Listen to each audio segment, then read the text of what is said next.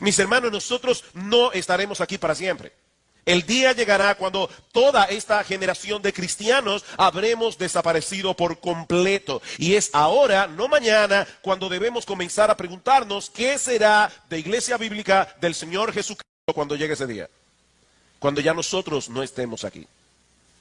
Ese es el tema que comenzamos a considerar esta mañana a la luz de la enseñanza del Salmo 78. Y como ya dijo el pastor Salvador, por causa del tiempo, solo pudimos tocar 2 de los 3 encabezados que tenía previsto para el mensaje de la mañana. Vimos en primer lugar que es la voluntad expresa de Dios para su pueblo que se esfuerce por alcanzar a la próxima generación. Salmo 78 otra vez, dice la palabra de Dios: escucha, pueblo mío, mi ley, inclinad vuestro oído a las palabras de mi boca, abriré mi boca en proverbios, hablaré cosas escondidas desde los tiempos antiguos, las cuales hemos oído y entendido, porque nuestros padres nos las contaron. No las encubriremos a sus hijos, contando a la generación venidera las alabanzas de Jehová y su potencia y las maravillas que él hizo. Y vemos más adelante cómo ellos estaban empeñados en que no solamente sus hijos escucharan eso que ellos habían escuchado de sus padres, sino también equipar a sus hijos para que ellos también a su vez lo cuenten a sus hijos.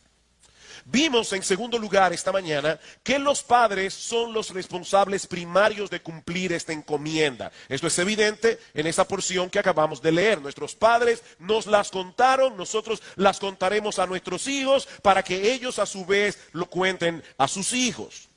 Y vimos varios textos esta mañana y fue simplemente una selección. Hay muchos textos de la palabra de Dios que enfocan a los padres como los responsables primarios de hacer esta labor. Ahora bien, y aquí está mi tercer encabezado que no pude tocar esta mañana. Cuando hablamos de alcanzar a la próxima generación, ¿a qué nos estamos refiriendo? Alguien pudiera pensar que con todo lo que ya hemos dicho, eso es evidente y claro, pero yo no quiero dejar esto simplemente como una presuposición. Cuando hablamos de alcanzar a la próxima generación, según el Salmo 78, ¿qué es exactamente lo que nosotros como padres y nosotros como iglesia estamos llamados a hacer? Bueno, según este salmo, estamos hablando de traspasar el conocimiento necesario de las Escrituras a la próxima generación para que ellos pongan su esperanza en Dios, su confianza en Dios, para que anden en sus caminos y para que ellos a su vez estén equipados a traspasar esa misma enseñanza a la próxima generación. Eso es lo que estamos llamados a hacer. Nosotros estamos llamados a traspasar a nuestros hijos suficiente conocimiento de las Escrituras como para que ellos pongan su confianza en Dios, para que anden en sus caminos y para que estén equipados a traspasar ese mismo legado a la próxima generación. Eso nos muestra de entrada, hermanos, que la Biblia es el centro de esta tarea que nosotros estamos llamados a hacer. Versículo 5. Él estableció testimonio en Jacob y puso ley en Israel, la cual mandó a nuestros padres que la notificasen a sus hijos. ¿Quién es Él? Él estableció testimonio en Israel. Obviamente Dios. Hay una revelación que vino de parte de Dios a los padres. Esa revelación está registrada en las Escrituras por inspiración del Espíritu Santo. Y ahora esos padres debían traspasarla a sus hijos. Así que no se trata simplemente de una mera tradición religiosa, se trata de una revelación. Queridos hermanos, Dios ha hablado. Yo no estoy esperando que ustedes salten de sus asientos con esa declaración, pero ¿saben qué? Deberíamos saltar de nuestros asientos. Dios ha hablado. Dios no es mudo, Él ha hablado, Él ha dicho algo. Dios ha hablado. Y lo que Él ha dicho es tan importante, es tan trascendental, que eso debe ser traspasado de una generación a la otra. Eso quiere decir, como bien señala John Piper, que la Biblia es el sol en el sistema solar de todo lo que enseñamos a nuestros hijos, tanto en el hogar como en la iglesia. Hay muchos libros en el planeta, muchos libros cristianos inclusive, que nosotros podemos usar, pero mis hermanos, todos los otros libros son como planetas oscuros que deben ser iluminados con la luz que emana de este libro. Todos los libros escritos por hombres deben ser juzgados y evaluados a la luz de lo que dice este libro. Es así de sencillo. Mis hermanos, nosotros tenemos la tarea de enseñar a nuestros hijos a pensar bíblicamente. Toda nuestra enseñanza debe estar empapada con las verdades de lo que Dios nos ha revelado aquí. En el Salmo 19, versículo 9, hablando de la revelación de Dios, dice David, los juicios de Jehová, y él no se refiere allí a los castigos de Dios. ¿Han oído ustedes cuando alguien se refiere a otra persona y dice que tiene buen juicio, que tiene opiniones acertadas? Bueno, lo que el salmista está diciendo allí es que las opiniones de Dios son verdad, todas justas. En otras palabras, la realidad de las cosas son como Dios dice que son, no como nosotros quisiéramos que fueran. Lo que Dios dice del hombre es lo que el hombre es. Lo que Dios dice acerca de este mundo es lo que este mundo es. Lo que Dios dice acerca de cómo debemos vivir la vida es así que debe ser y no de otro modo. Es su opinión del matrimonio lo que importa, no la de ninguna otra persona. Es lo que Dios opina del aborto lo que importa. Es lo que Dios opina de la eutanasia lo que importa. Es lo que Dios opina con respecto a cualquier cosa lo que importa. Y como decíamos esta mañana, cuando los expertos y la palabra de Dios se contradicen, entonces sea Dios veraz y todo hombre mentiroso. La palabra de Dios es infinitamente más preciosa que cualquier teoría o filosofía que el mundo pueda proveer. Y es esa palabra la que debemos traspasar a nuestros hijos. ¿Con qué propósito? ¿Cuál es la meta que nosotros queremos alcanzar? Que pongan su confianza en Dios. Versículo 7, a fin de que pongan en Dios su confianza. Y no se olviden de las obras de Dios. Mis hermanos, la meta de esta instrucción no es levantar una generación de personas decentes. La meta no es levantar una generación de personas laboriosas. Es una generación de hombres y mujeres que tengan tal conocimiento de la gloria, el poder, la majestad y la magnificencia de nuestro Dios, que pongan toda su confianza únicamente en Él. Por eso es que dice en el versículo 4, no las encubriremos a sus hijos, contando a la generación venidera las alabanzas de Jehová y su potencia y las maravillas que hizo. Mis hermanos, la Biblia no es un conjunto de historias de las que nosotros podemos sacar lecciones morales y religiosas o espirituales. No, la Biblia es el libro en el que Dios se revela al hombre. De manera que si la enseñamos correctamente, nuestros hijos se van a topar con ese Dios de gloria, con ese Dios magnificente en cada una de sus páginas. No es la historia de Abraham, es la historia del Dios de Abraham. No es la historia de David, es el Dios de David. No es la historia de Daniel, es el Dios de Daniel. Y el Espíritu Santo puede usar esa visión de Dios para traer a nuestros hijos al arrepentimiento y a la fe. De paso, esa es la fortaleza del currículum que nosotros usamos en nuestras clases de escuela dominical, el currículum de niños deseando a Dios, que todo gira en torno a la persona de Dios, no en torno a la persona del hombre. Hay muchas historias en la Biblia, pero todas ellas revelan una gran historia cuyo único protagonista es el Dios Trino, que salva a los pecadores a través de la obra redentora de Dios el Hijo. Él es el protagonista, Él es el héroe. Y esa es la gran historia que nuestros hijos deben conocer para que aprendan desde niños que nuestro Dios es enteramente digno de confianza. Y por supuesto, hermanos, nosotros tenemos un testimonio que dar a nuestros hijos. No se trata simplemente de darles una lección bíblica. Es que cuando vengan los problemas, nuestros hijos puedan ver en nosotros que de verdad nosotros confiamos en Dios. Podemos confiar en Él. Porque Él es sabio, podemos confiar en Él porque Él es bueno y perdonador, porque Él es el Dios de toda gracia, porque Él es el Todopoderoso, porque Él siempre cumple lo que promete, porque Él siempre gana, porque Él es santo, porque Él es justo, porque Él es el único que realmente puede satisfacer los anhelos más profundos del corazón humano.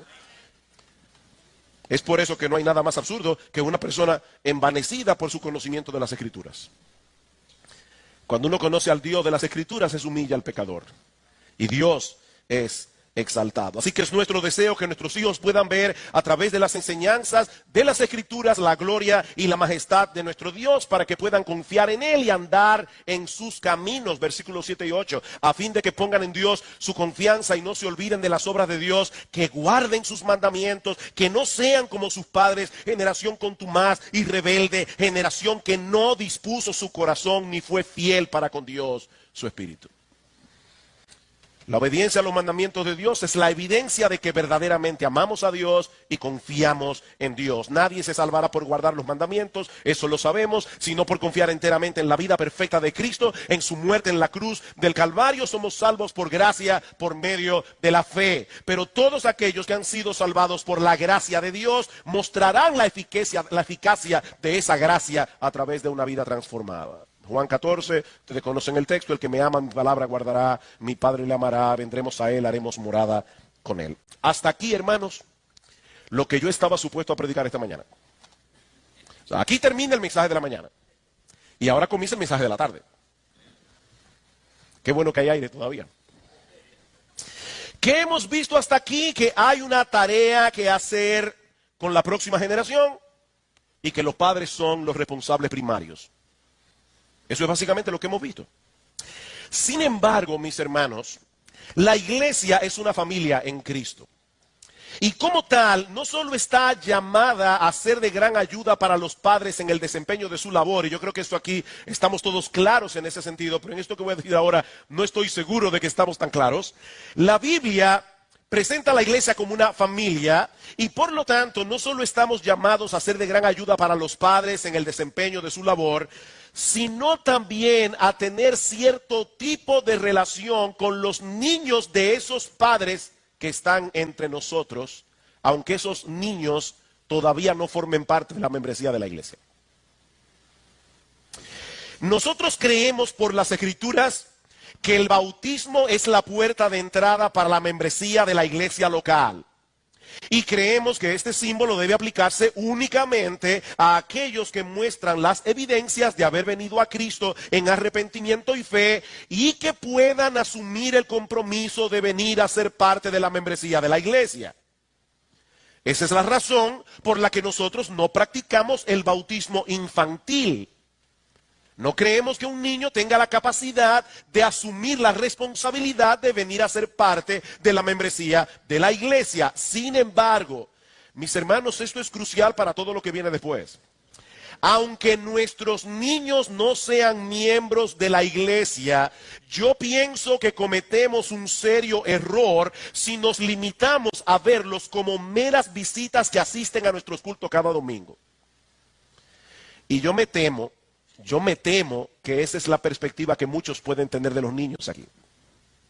Meras visitas, que están aquí incidentalmente porque sus padres están aquí y ellos no pueden estar en otro lugar. Y por lo tanto los niños están aquí. John Piper, a quien voy a estar citando mucho en este sermón, lo presenta de esta manera. Si bien es cierto que ellos no pertenecen a la membresía de la iglesia, aún así debemos verlos como pupilos amados de la comunidad del nuevo pacto.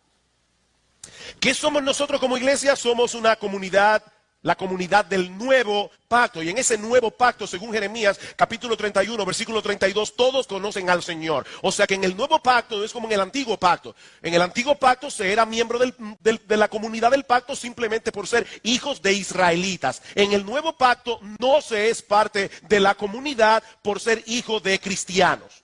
En el nuevo pacto es diferente. Sin embargo, como dice John Piper, aún así, ellos pueden ser vistos como pupilos amados de la comunidad del nuevo pacto. Ellos son cuidados espiritualmente en medio nuestro, aguardando con esperanza el día en que sean personalmente despertados y guiados por el Espíritu Santo a su fe en Cristo. Sigue diciendo Piper, nacer en la familia del nuevo pacto no convierte al niño en un miembro de la comunidad del nuevo pacto, pero sí hace a la comunidad del nuevo pacto guardiana espiritual de ese niño. ¿Debo repetir eso otra vez? Nacer en la familia del nuevo pacto, aquí hay muchos niños cuyas madres vinieron embarazadas a esta iglesia. En cierto modo, esta iglesia ha sido como la sala de parto donde esos niños nacieron y se han criado y han nacido. Bueno, el hecho de que tú hayas venido aquí a la iglesia embarazada o tu niño haya nacido siendo tú miembro de la iglesia no hace a ese niño salvo ni lo hace miembro de la iglesia. Eso es lo que Piper está diciendo aquí. Nacer en la familia del nuevo pacto no convierte al niño en un miembro de la comunidad del nuevo pacto, pero sí hace a la comunidad del nuevo pacto guardiana espiritual de ese niño. Nosotros tenemos una responsabilidad. ¿Por qué? Porque somos una familia. Ese es el punto aquí. Si nosotros somos una familia, tus hijos deben importarme a mí. Y más aún, como providencialmente tus hijos están aquí y están viniendo a la iglesia cada domingo, en cierto modo, alcanzar a tus hijos es preservar el futuro de la iglesia. Esa perspectiva de la cosa nos ayuda a entender cuál es el papel que juega la iglesia en la tarea encomendada por Dios de traspasar a su palabra a la próxima generación. El hecho de que los padres sean los responsables primarios de llevar a cabo esa tarea no quiere decir que la iglesia deba desentenderse de ser una mano de ayuda, de ser una mano de apoyo para los padres en el cumplimiento de esa responsabilidad y funcionar como una especie de segundo hogar espiritual para los niños. Ahora bien, eso suena en teoría, ¿verdad? Muy bien, y espero que todos hayamos podido entender lo que esto implica. Pero, ¿cómo se ve eso en la práctica? O para ser más concretos, ¿cómo debe verse esa realidad en IBCJ? ¿Cómo debe verse eso que yo acabo de decir con respecto a nuestros niños? ¿Cómo debe verse eso en Iglesia Bíblica del Señor Jesucristo? Bueno, en primer lugar, instruyendo a los adultos en el culto congregacional y en otros contextos menos formales para que ellos a su vez sean cada vez más capaces de instruir a sus hijos. ¿Qué es lo que nosotros debemos estar haciendo aquí por la próxima generación? Instruyendo a los adultos. Nosotros estamos instruyendo a los adultos porque queremos alcanzar a la próxima generación. Nosotros veíamos esta mañana en el pasaje de Deuteronomio 6, que de paso Salvador lo leyó también al principio de este servicio, que el papel de Moisés era enseñar a los adultos la palabra de Dios y el papel de los adultos era enseñarla a sus hijos. Vamos a Deuteronomio capítulo 4. Deuteronomio capítulo 4, versículo 10. El día que estuviste delante de Jehová tu Dios en Horeb, cuando Jehová me dijo, reúneme el pueblo para que yo les haga oír mis palabras, las cuales aprenderán para temerme todos los días que vivieren sobre la tierra y las enseñarán a sus hijos. Reúneme al pueblo, Moisés, yo voy a darles la palabra de Dios, ellos aprenderán esa palabra, ellos atesorarán esa palabra y ellos tienen la responsabilidad de enseñar esa palabra a sus hijos. La labor más importante que hace la iglesia a favor de la próxima generación es equipar a través de la enseñanza de la palabra de Dios a aquellos que tienen la responsabilidad primaria de instruir a la próxima generación, los padres. Hace unos meses atrás, hablando en un mensaje acerca de la crianza, yo les hice una pregunta. Y yo voy a ver si lo que yo dije en aquella ocasión se atesoró, ¿verdad?, en el corazón. ¿Cuántos pasajes hay en el Nuevo Testamento que hablan directamente acerca de la responsabilidad que tienen los padres de criar a sus hijos en la disciplina y amonestación del Señor? En otras palabras, ¿cuántos pasajes hay en el Nuevo Testamento que hablan directamente acerca del tema de la crianza? Traten de recordar. Solo 2. Increíble, un tema tan importante y en todo el Nuevo Testamento hay solo 2 versículos que hablan de la responsabilidad de los padres. Efesios capítulo 6 versículo 4, Colosenses capítulo 3 versículo 1 y con muy pocas variantes ambos textos enseñan prácticamente lo mismo. Padres, no provoquéis a ira a vuestros hijos, sino criadlos en la disciplina y amonestación del Señor. Padres, no exasperéis a vuestros hijos para que no se desalienten. Eso es todo lo que el Nuevo Testamento dice acerca de la crianza de los hijos. La pregunta es, ¿cómo podemos explicar eso? ¿Será que el Señor no le da tanta importancia a la crianza de los hijos? Bueno, por lo que hemos visto, obviamente no, Dios le da mucha importancia. ¿Será que al Espíritu Santo se le olvidó incluir más textos bíblicos acerca de ese tema? No, porque la palabra de Dios es perfecta, la palabra de Dios dice exactamente lo que debe decir. ¿Cómo explicamos esa omisión? La respuesta más obvia es que la Biblia no es un manual de paternidad. La Biblia es una historia de redención. El centro de las Escrituras es el plan de salvación diseñado por Dios para reconciliar con Él a pecadores rebeldes, perdonando todos sus pecados y adoptándolos como hijos en base a la obra redentora de Cristo en la cruz del Calvario. Ahora viene la parte interesante. En la misma medida en que los adultos están cada vez más empapados del Evangelio y entienden las implicaciones del Evangelio, en esa misma medida estarán equipados para criar a sus hijos en la disciplina y amonestación del Señor. ¿Por qué algunos padres tienen problemas en la crianza de sus hijos? Porque ellos no saben cómo conectar los puntos, ellos no saben cómo conectar los que ellos dicen creer del evangelio con la crianza de sus hijos. ¿Por qué tú te exasperas con tus hijos? Porque fallan y fallan y fallan una y otra vez, y lo que corregiste ayer tienes que volver a corregirlo hoy porque estás olvidando el evangelio. ¿No es eso lo que Dios hace contigo todo el tiempo? ¿Por qué muchas veces no sabemos cómo instruir a nuestros hijos? Porque no estamos conectando los puntos con el evangelio. Así que lo que estamos supuestos a hacer en esta comunidad del nuevo pacto es animarnos y ayudarnos mutuamente a conectar los puntos del evangelio con la crianza, el evangelio con el trabajo, el evangelio con las tentaciones, el evangelio con mis luchas, el evangelio con todo lo demás. En el documento de Niños Deseando a Dios, que hemos citado ya, dice lo siguiente al respecto. Como parte de una iglesia, los padres están conectados a un cuerpo colectivo de sabiduría, una red de apoyo y ánimo que puede ayudarles en la responsabilidad de la crianza. Eso es especialmente importante dada la realidad de hogares de padres solteros, matrimonios con un yugo desigual y familias espiritualmente disfuncionales. Las iglesias están en una posición única para ayudar a cerrar la brecha para los niños y los padres que se encuentran en situaciones no ideales. Hermanos, ¿ustedes se imaginan cómo debe ser una iglesia donde todos los miembros están apoyando a aquella madre divorciada que está sola tratando de llevar adelante a su hijo, o aquel joven que viene de una familia disfuncional y no tiene el papel claro de lo que es un papá, y hay hombres en la iglesia que pueden ayudar a ese joven a entender esa visión? Somos una familia, hermanos. Somos una comunidad. Nosotros no podemos desentendernos de la problemática de los niños y jóvenes que están en medio nuestro, porque son parte, son pupilos amados de esta comunidad del nuevo pacto, aunque no sean miembros de ella. Así que lo primero que hace Iglesia Bíblica, o debería ser Iglesia Bíblica del Señor Jesucristo, es instruir a los adultos en el culto público, en otros contextos menos formales, para que ellos a su vez sean cada vez más capaces de instruir a sus hijos. En segundo lugar, Iglesia Bíblica debería proveer instrucción a nuestros hijos a través del ministerio de niños y jóvenes de Iglesia Bíblica del Señor Jesucristo.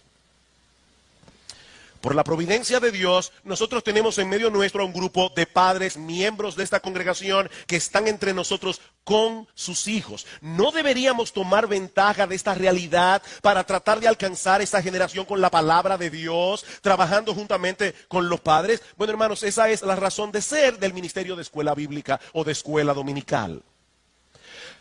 No se trata de un lugar en el que tratamos de entretener a los niños para que los padres puedan recibir instrucción en la iglesia tranquilo, con menos distracción. No, hermanos, no es un tiempo de cuidado, no es un tiempo de entretenimiento, es un tiempo de instrucción.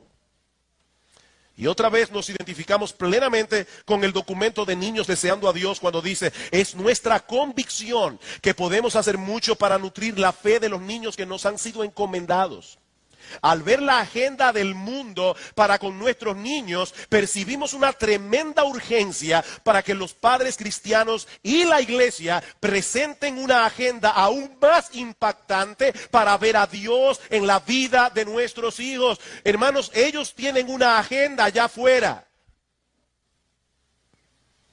No recuerdo quién me decía esta mañana de las cosas que están pasando en países como Estados Unidos y otros lugares donde a los niños desde pequeños se les quiere hacer ver la homosexualidad como algo normal y natural. Y de hecho en las escuelas se lleva a los niños a jugar que son homosexuales.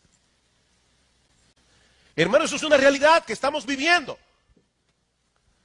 El mundo tiene una agenda. La pregunta es, ¿qué vamos a hacer nosotros como iglesia?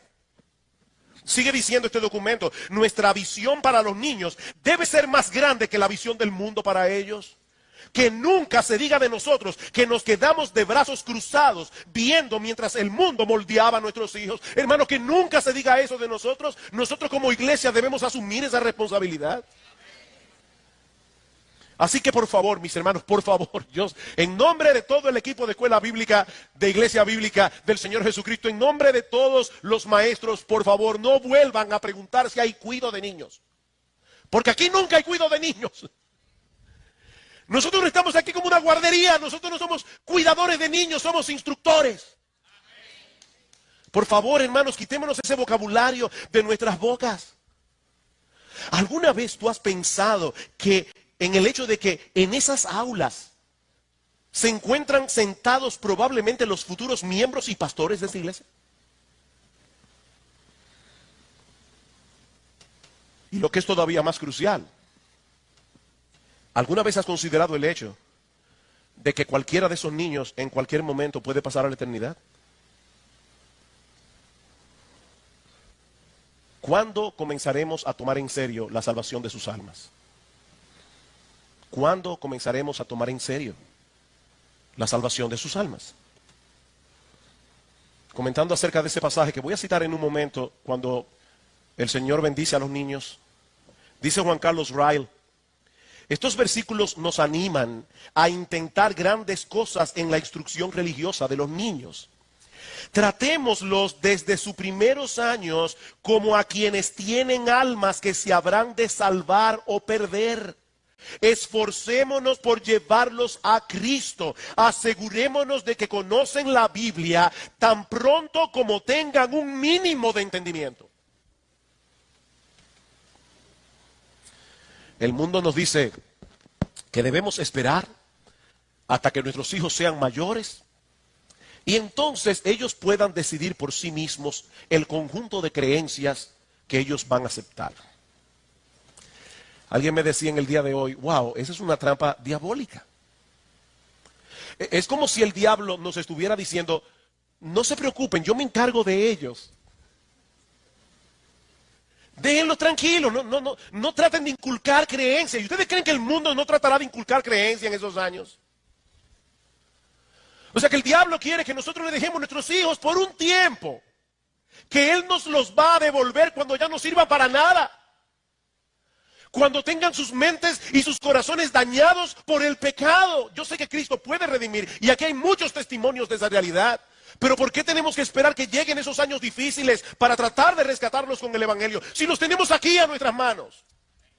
¿Y podemos predicarles el Evangelio ahora? No, mis hermanos, debemos tratar de alcanzar a nuestros niños cuando todavía son moldeables. Cuando todavía no han desarrollado aquellos rasgos de carácter que luego les será sumamente difícil de manejar.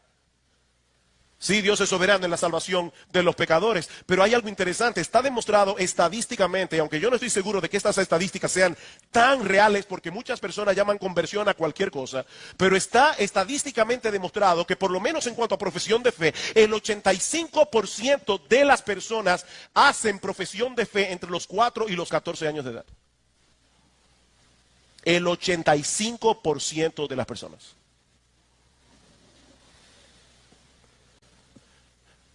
No, mis hermanos, nosotros no estamos aquí para hacer que la iglesia sea más entretenida para nuestros hijos. Hay padres que tienen preocupación con eso, quieren que la iglesia sea entretenida. No, hay muchas entretenciones allá afuera. La iglesia debería ser amada por nuestros hijos, la iglesia no debería ser aburrida, la iglesia debería ser estimulante para nuestros hijos, pero no estamos aquí para eso. Estamos aquí para que ellos reciban el evangelio de la salvación en medio nuestro. Estamos aquí para que ellos sean ayudados a forjar una mentalidad bíblica desde pequeños.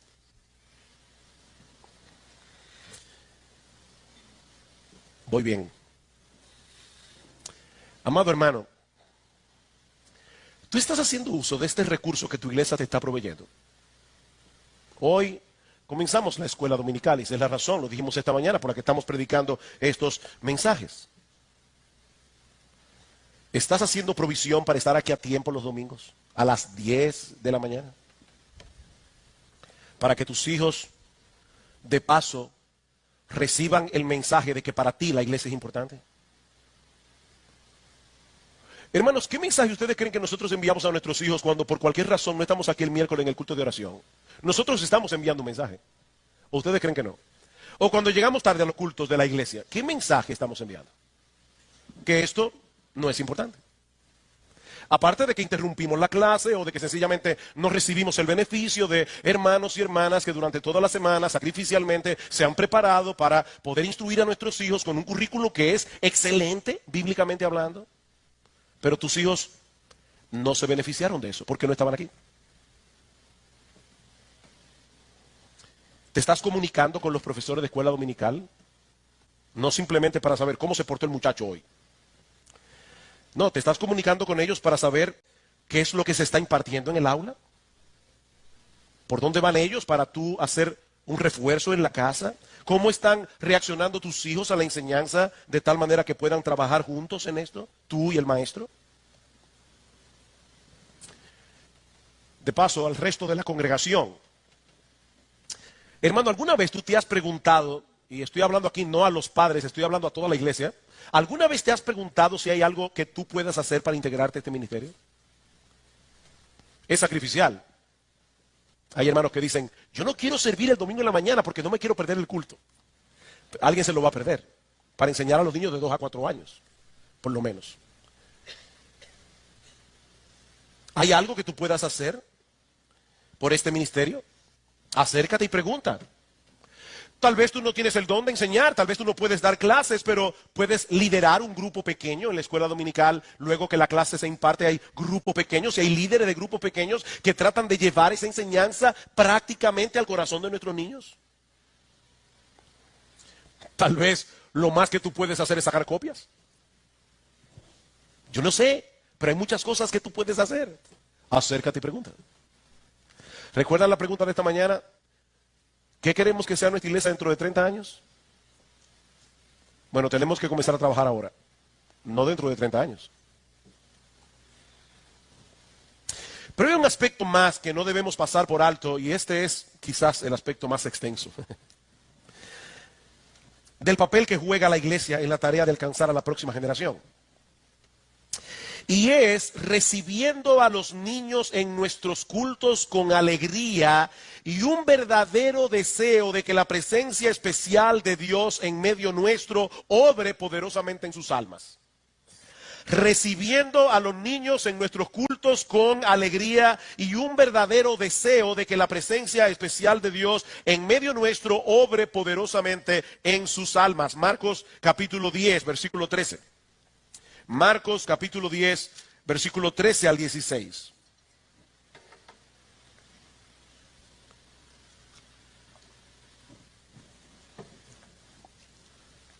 Dice, y le presentaban niños para que los tocase. Si ustedes ven el contexto, el Señor está enseñando acerca del divorcio. Los israelitas en esa época tenían mucho interés en este tema. Y presentaban niños para que los tocase, y los discípulos reprendían a los que los presentaban. Viéndolos, Jesús se indignó y les dijo, dejad a los niños venir a mí, no se lo impidáis, porque de los tales es el reino de Dios. De cierto os digo que el que no recibe el reino de Dios como un niño, no entrará en él. Y tomándolos en los brazos, poniéndole las manos sobre ellos, los bendecía. Imagínense, hermanos, la escena que nosotros tenemos aquí. El Señor Jesucristo está instruyendo a los discípulos un tema sumamente importante, sumamente espinoso. Los discípulos estaban muy atentos a cada palabra que decía el Señor. Tenían preguntas, el Señor estaba respondiendo sus dudas. Ellos estaban sumamente interesados en entender cada una de las enseñanzas del Señor. Hasta que de repente llega un grupo de padres con sus niños pequeños a interrumpir las enseñanzas de Cristo para que bendijera a sus hijos. Y yo me imagino ya a los apóstoles pensando, ¿verdad? Lo que lamentablemente yo creo que algunos de nosotros hubiéramos pensado. Porque es muy fácil, ¿verdad?, masacrar a los discípulos. Pero ya yo me imagino, de hecho, yo creo que yo hubiera pensado así, para ser más directo. Yo creo que yo me hubiera molestado con los padres.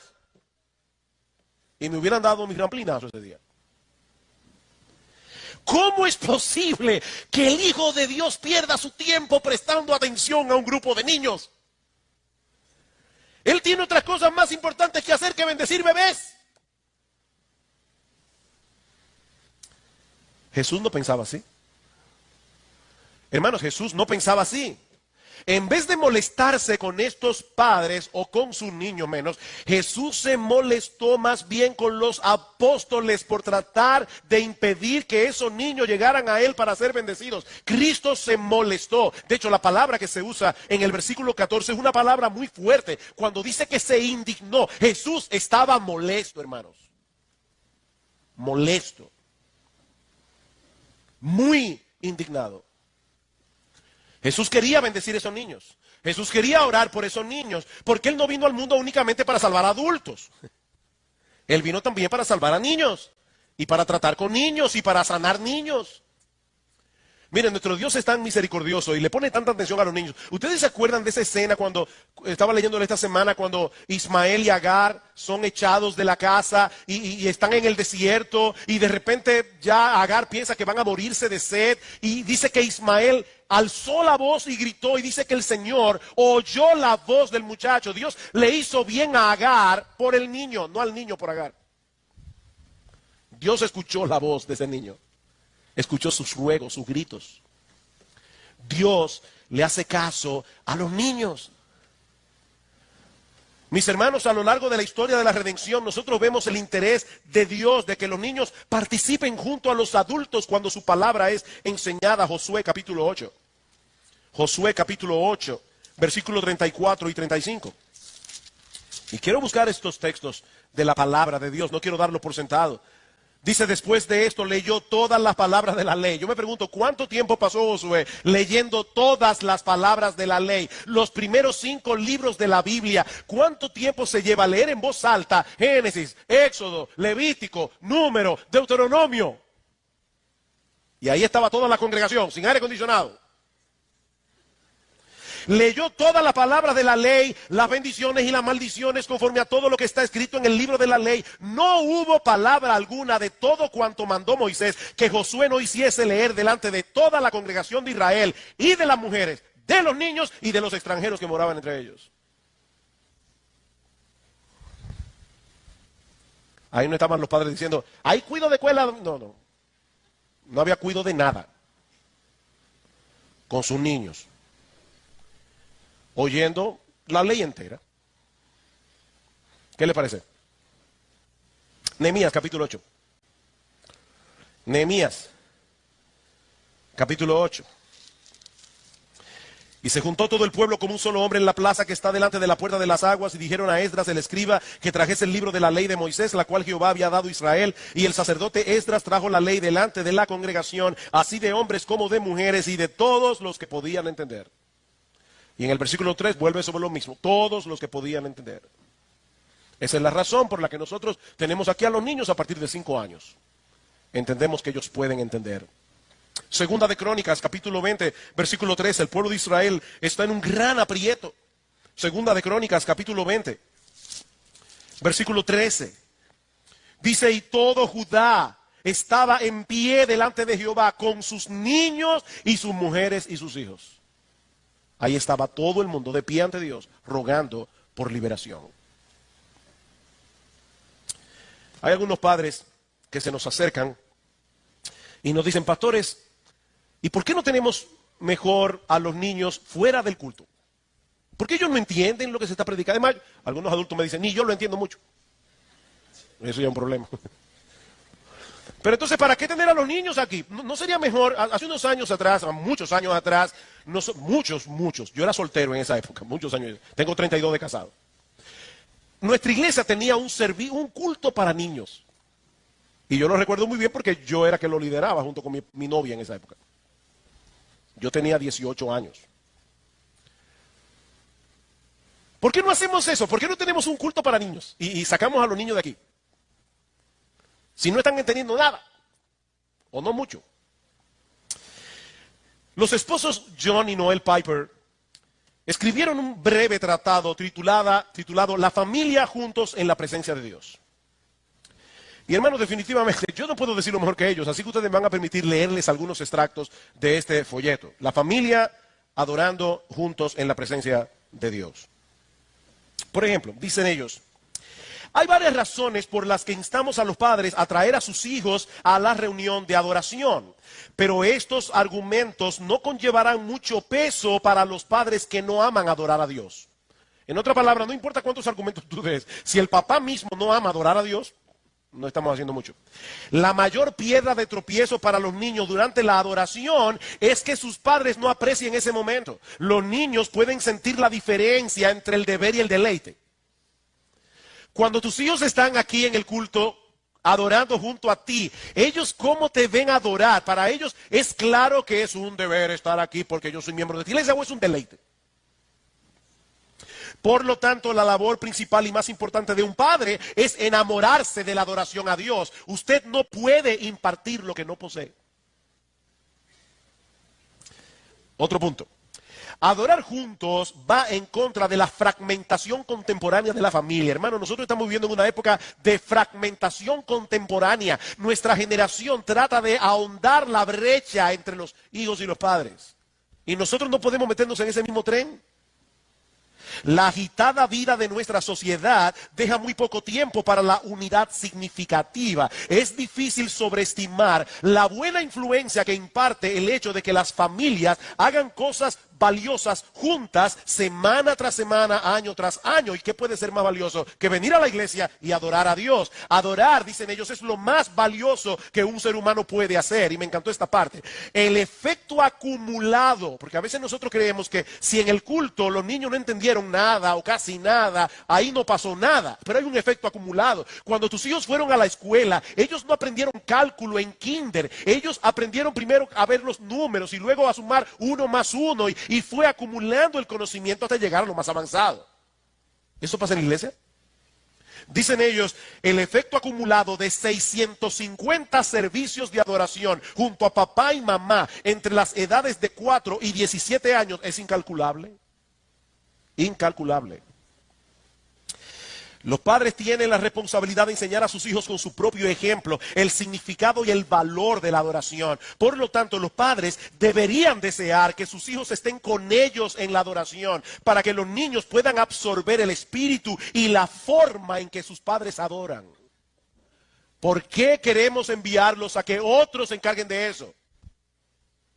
Cuando la mayor influencia deberíamos ser nosotros. Los niños deberían ver cómo papá y mamá inclinan sus rostros en sincera oración durante el preludio y en otros momentos que no son dirigidos. O sea, estamos aquí en la iglesia, papi está orando por el culto. El culto no ha empezado todavía, pero el niño lo ve eso.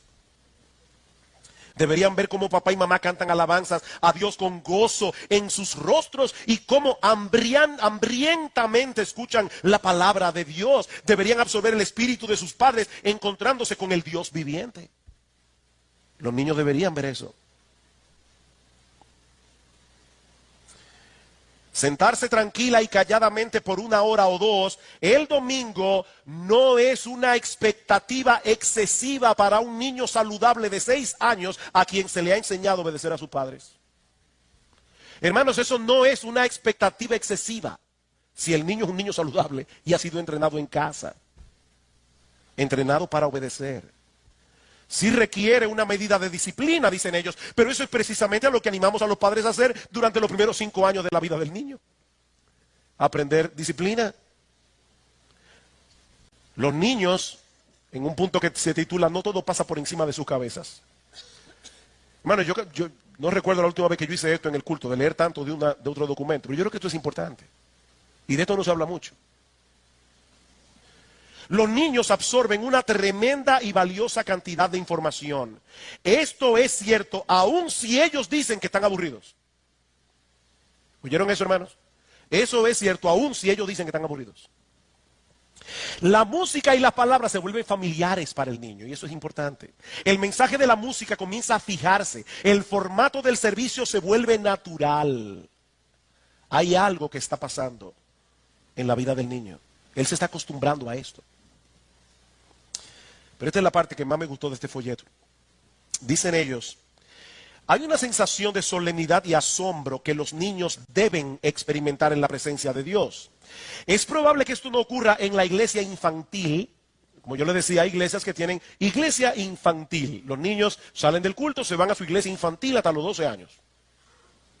Y hay algunas iglesias, y yo respeto eso, no comparto esa opinión, pero hay iglesias que también tienen escuela dominical durante el culto hasta los 12 años de edad. Dicen ellos, hablando de la iglesia infantil, ¿existe tal cosa como un trueno infantil o un relámpago infantil o el rugir del mar infantil? O sea, ¿por qué nosotros queremos tener una iglesia infantil si no existe un trueno infantil, ni un ruido del mar infantil, ni un león infantil? Los niños deben acostumbrarse a que hay cosas en la vida que son gloriosas y tremendas. Y la presencia de Dios es una de ellas. Una sensación profunda de lo desconocido y lo misterioso puede nacer en el alma de un niño sensible durante la adoración solemne si sus padres están buscando fervientemente a Dios por sí mismo. Una profunda emoción por la magnificencia de Dios puede llegar al joven y tierno corazón a través de ciertas partes de los grandes himnos o del fuerte silencio o de una prédica con autoridad. Él no sabe lo que el predicador está diciendo, no lo entiende todo, pero él sabe una cosa, ese hombre parece que cree lo que está predicando y lo predica con autoridad. Y eso está haciendo un impacto en la mente del niño, enseñándole a respetar la palabra de Dios.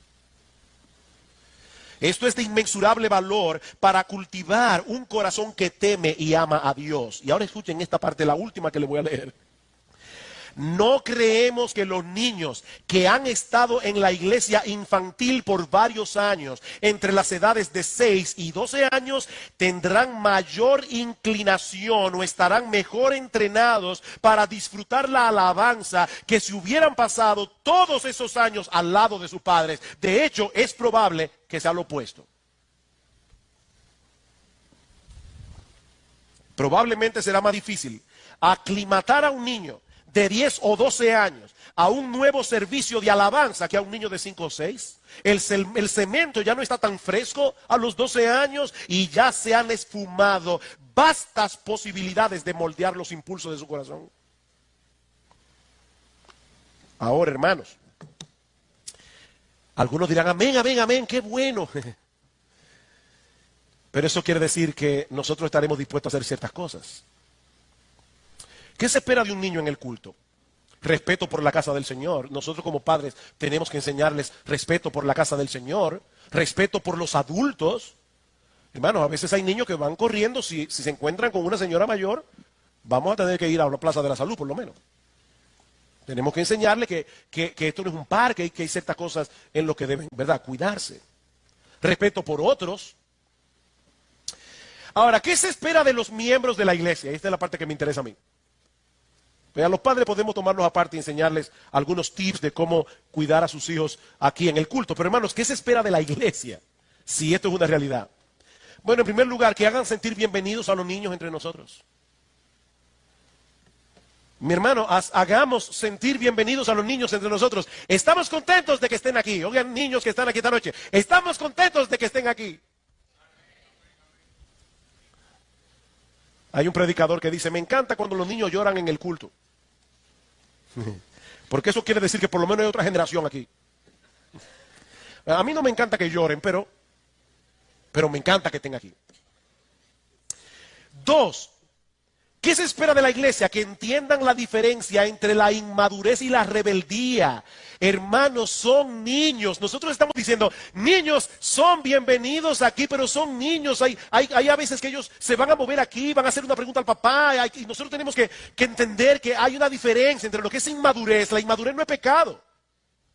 La inmadurez es inmadurez. ¿Alguna vez ustedes llegaron a pensar en el hecho de que Jesús fue torpe? ¿O ustedes creen que yo estoy diciendo una herejía? Jesús, cuando niño, probablemente era torpe. Se le caían las cosas. Él no siempre ganaba cuando jugaban los juegos. Él era un niño, él tuvo que crecer, él tuvo que madurar. Y eso va a pasar con niños aquí. Van a pasar cosas. Pero nosotros somos, o deberíamos ser, reconocidos como una iglesia que hace sentir a los niños bienvenidos aquí. Y 3, si fuera necesario, ayudemos en amor a los padres que están teniendo dificultad con sus niños durante el culto. En amor. Como decía una mamá, a veces un niño se pasa el culto entero hablando atrás de ti.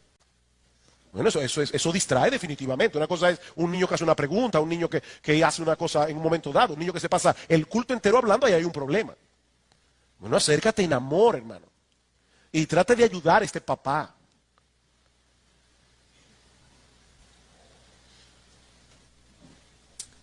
Hermanos, antes de concluir, yo quisiera, por favor, que ustedes fueran conmigo a Apocalipsis capítulo 7.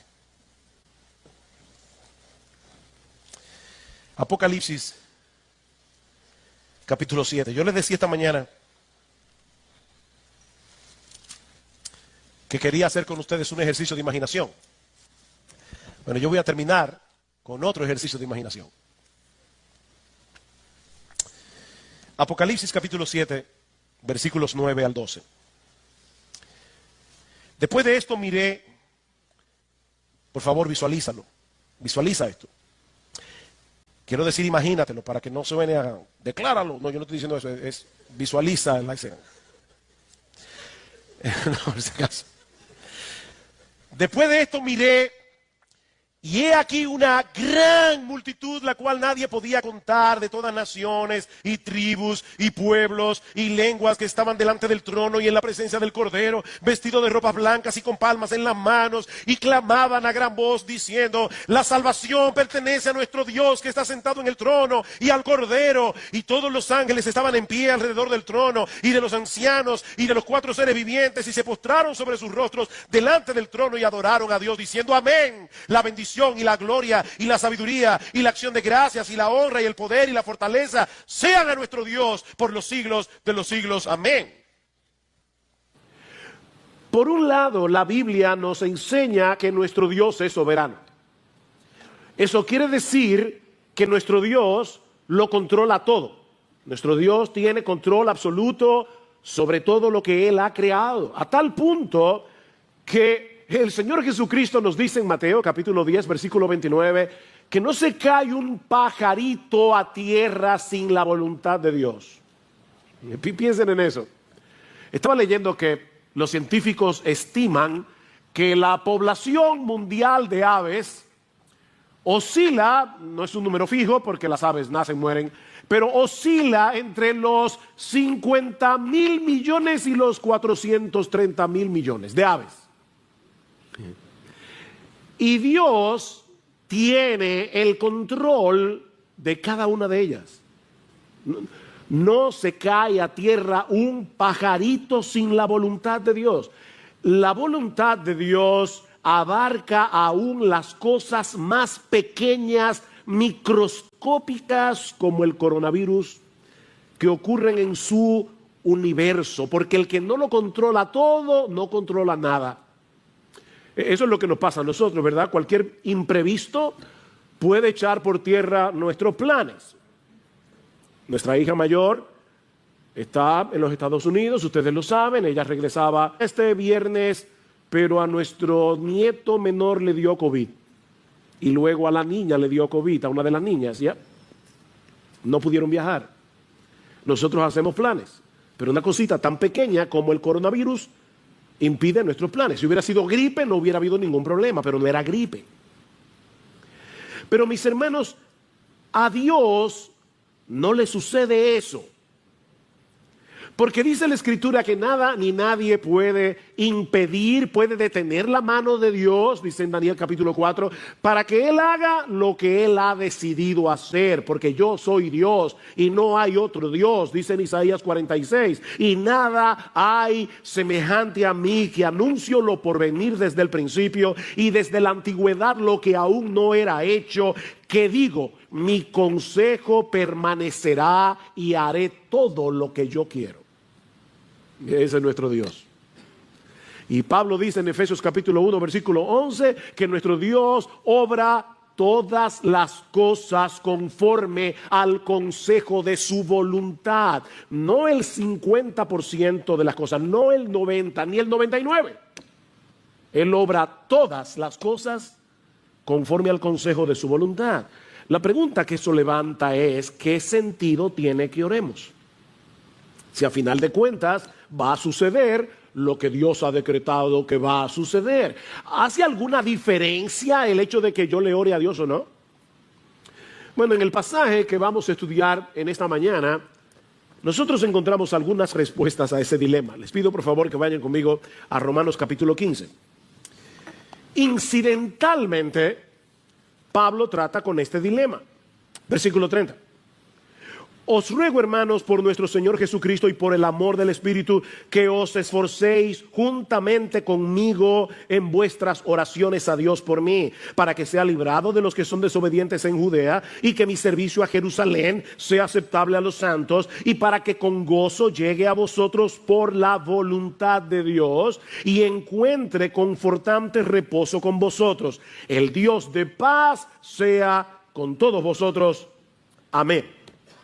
Como vimos la semana pasada, Pablo deseaba llevar el evangelio hacia España, en la frontera occidental del Imperio Romano, pero desde hace mucho tiempo él deseaba visitar a los creyentes en Roma. Así que él había planificado pasar por Roma en su viaje a España. Eso fue lo que vimos en el pasaje que estudiamos el domingo pasado. Pero antes, Pablo tiene que desviarse en sentido contrario, le dice él a los creyentes en Roma. Quiero ir a ustedes, pero yo necesito primero ir a la ciudad de Jerusalén para llevarles una ofrenda que los creyentes de Macedonia y de Acaya, dos regiones en Grecia, los creyentes de Macedonia y Acaya han colectado para los pobres que están en Judea. Estas iglesias estaban compuestas mayormente por gentiles, es decir, personas que no eran judías. Ahora, Pablo sabía que ese viaje hacia Jerusalén encerraba dos grandes peligros. Por un lado, él sabía que los judíos incrédulos de Judea le habían puesto precio a su cabeza. Alguien decía que si Pablo hubiera vivido en el salvaje oeste, en casi todas las esquinas de Jerusalén habría una foto suya con una inscripción que dice: se busca vivo o muerto. Pero por el otro lado, a algunos judíos creyentes, cristianos, se les hacía muy difícil entender la realidad de que por causa de nuestra unión con Cristo, ahora todos los cristianos tenemos el mismo estatus en la presencia de Dios. No importa si tú eres judío, si tú eres griego, si tú eres dominicano, si tú eres chileno, todos los cristianos tenemos el mismo estatus en la presencia de Dios. Y muchos de ellos veían a Pablo con cierto recelo porque su ministerio estaba dedicado precisamente hacia el mundo gentil, es decir, fuera de Israel. De manera que existía la posibilidad de que estos creyentes en Jerusalén rechazaran la ofrenda de estas iglesias de Macedonia y Acaya, y eso iba a poner en riesgo la unidad de la iglesia. Y de paso, estaba pensando que hay que amar mucho a Cristo y a la iglesia para hacer un viaje de más de 3,000 kilómetros sin tú saber cuál va a ser el resultado. O sea, tú vas a llevar una ofrenda y tú no sabes si te van a recibir con mucha alegría o te la van a rechazar. 3,000 kilómetros, más de 3,000 kilómetros, con muchos peligros, con muchos problemas para llevar esta ofrenda. Es en ese contexto que Pablo le pide a estos creyentes que oren por él. Y él dice 3 cosas. Yo quiero que ustedes oren por mí, primero para que sea librado de los rebeldes que están en Judea, los judíos incrédulos que están en Judea. Segundo, yo les pido que oren para que los creyentes en Jerusalén reciban con gozo mi ofrenda. Y 3, para que al final yo pueda tener un próspero viaje para ir a vosotros según la voluntad de Dios. ¿Ven el versículo 32? Y para que con gozo llegue a vosotros por la voluntad de Dios. Y es precisamente aquí donde vamos a iniciar nuestra exposición de hoy, en esta paradójica petición del apóstol Pablo, en este paradójico ruego del apóstol Pablo. Mis hermanos, él está suplicando a estos hermanos que oraran por él para que pueda llegar a ellos por la voluntad de Dios. Oren por mí para que yo pueda llegar a ustedes por la voluntad de Dios. Pablo creía firmemente en la soberanía de Dios, en el control de Dios. Sin embargo, lo interesante es que eso no obstaculizaba la vida de oración del apóstol Pablo. Pablo era un hombre de oración. Lean sus cartas, en casi todas dice, estoy orando por ustedes, y en muchas de ellas les dice, oren por mí. Pablo creía en la soberanía de Dios, pero eso no lo obstaculizaba en su vida de oración, sino que más bien lo impulsaba a orar. Al inicio de esta carta, Romanos 1:10, Pablo les dice que él los recordaba sin cesar en sus oraciones, implorando que ahora por fin, por la voluntad de Dios, logre ir a vosotros. Otra vez, por la voluntad de Dios. Y la pregunta es, ¿cómo se conectan esas dos cosas? La soberanía de Dios por un lado y nuestras oraciones por el otro. ¿Para qué orarle a un Dios que obra todas las cosas según el consejo de su voluntad? Bueno, mis hermanos, este no es el lugar para hacer un estudio profundo sobre la teología de la oración. Pero brevemente podemos decir al menos 5 razones, no 4 o 5, que deben movernos a orar al Dios del universo que por causa de Cristo ha venido a ser nuestro Padre. A ese Dios soberano que por causa de nuestra unión con Cristo ha venido a ser nuestro Padre. 5 razones para orarle a Él. En primer lugar, debemos orar porque Dios quiere que tengamos comunión con Él, abriéndole nuestro corazón como un hijo lo hace con su padre. Él quiere acercar nuestro corazón al suyo a través de la oración. Dios quiere que experimentemos la realidad de que somos sus hijos al depositar nuestras cargas sobre Él. Dice en Gálatas capítulo 4 versículo 6 que por el hecho de haber sido adoptados por Dios, escuchen esto, Él ha enviado el Espíritu de su Hijo a nuestros corazones clamando Abba, Padre. Wow, Dios envió el Espíritu Santo, que es el Espíritu de Cristo, a nuestros corazones para que nosotros podamos hablar con Él como lo hace Jesús. Eso es lo que Pablo está diciendo aquí. Yo recuerdo cuando yo era niño, y yo he contado creo esta historia antes, pero yo era asmático, lamentablemente me ha vuelto después de viejo, o después de maduro, y cuando yo era niño era mucho más asmático que ahora, y yo me acuerdo que a veces me levantaba 2, 3 de la mañana con un ataque de asma bien severo y yo iba a la puerta de la habitación de mi mamá, le tocaba la puerta y le decía, mami, estoy apretado. Y ella, con una cara tranquila, como si hubieran sido las 3 de la tarde, ella me daba el medicamento, se sentaba conmigo en la sala de mi casa, en una mecedora, a esperar que se me pasara el ataque de asma y luego nos íbamos ambos a dormir. Yo nunca oía a mi mamá quejarse por eso, era como lo más normal del mundo. Mis hermanos, lo que Dios quiere es que tú y yo tengamos esa misma confianza y vayamos al trono de nuestro Padre y le abramos nuestro corazón. Así que oramos porque Dios quiere que nosotros hablemos con Él. Pero en segundo lugar, debemos orar para manifestar nuestra dependencia en Dios, porque todos nosotros tenemos un sentido de autosuficiencia que deberíamos resistir constantemente en nuestro corazón. Y no hay una forma de hacerlo más eficaz que a través de la oración. Cada vez que nosotros oramos, estamos diciéndole al Señor, si Dios quiere, viviremos y haremos esto o aquello, como dice en Santiago. La oración es una declaración de absoluta dependencia en Dios. Y créeme, tu corazón, mi corazón necesitan ese recordatorio continuamente. En tercer lugar, debemos orar a Dios soberano, al Dios soberano que es ahora nuestro Padre por causa de Jesús.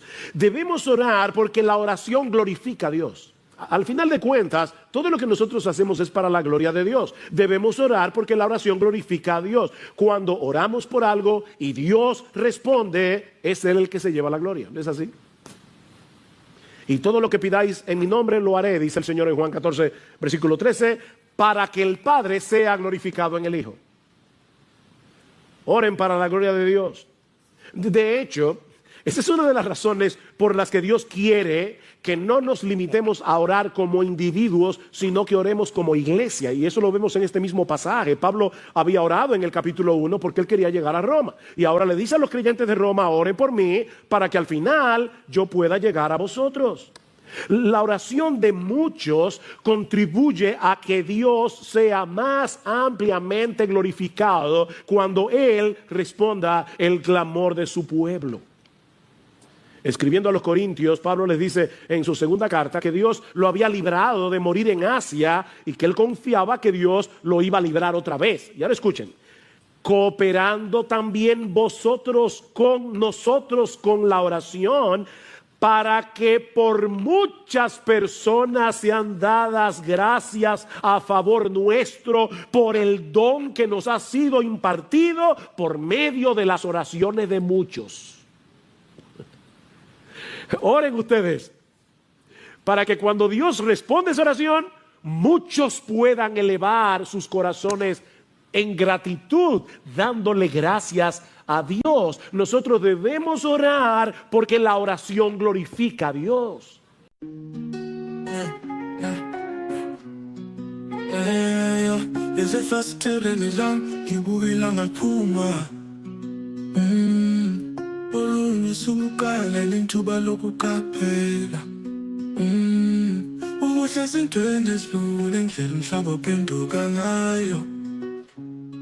Sinohlabelela kwezinyoni icule langazelelayo okwamzuzwana wokuthula umzuzwana wokuzola umzuzwana ophefumula uzumhlaba ufuthumele bekubone nobumnene kokhanya kwasekuseni njengoba izinyoni zithula izingoma zazo futhi yonke into esizilungile siyandisa sindise amazwi azowahlangane isimfoni yemvelo isigqisa phezulu kakhulu bangikhumbuza inkululeko indlela abandanza ngayo phezulu elulela amaphiko esakaza umlayezo wothando okwamzuzwana wokuthula umzuzwana wokuzola umzuzwana ophefumula uzumhlaba ufuthumele bekubone nobumnene kokhanya kwasekuseni njengoba izinyoni zithula izingoma zazo futhi yonke into esizilungile impilo iwuhambo ingoma esikula ngayo sonke akuphakama kwayo nokwehla kwayo injabulo yayo kanye nodosi lwayo kodwa phakathi kwezingushunqushu kukhona ubuhlobo ongatholakala njengokukhala kwezinyoni okunanela kuthuthuza ingqondo